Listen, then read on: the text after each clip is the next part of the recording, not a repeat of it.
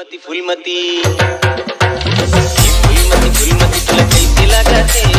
ये फुलमती फुलमती तुला कैसे लगाते जोड़ी कैसे कहो तोला मोला लाज लगते जोड़ी कैसे कहो तोला मोला लाज लगते ये फुलमती फुलमती तुला कैसे लगाते ये फुलमती फुलमती तुला कैसे लगाते जोड़ी कैसे कहो तोला मोला लाज लगते जोड़ी कैसे कहो तोला मोला लाज लगते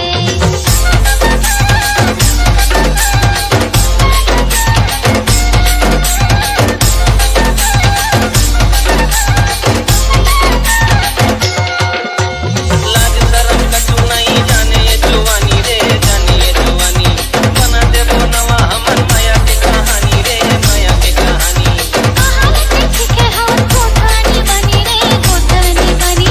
बोली तोर लागे मोला खेत में पानी रे खेत में पानी ए रूपमती कहो गुणमती कहो मती नहीं तुझे गाय मती कहो Exclusive DJ Digo Remix. मैयारू मैया हो गए ते मैयारू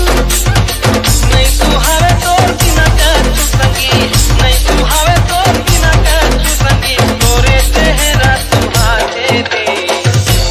ये फुलमती फुलमती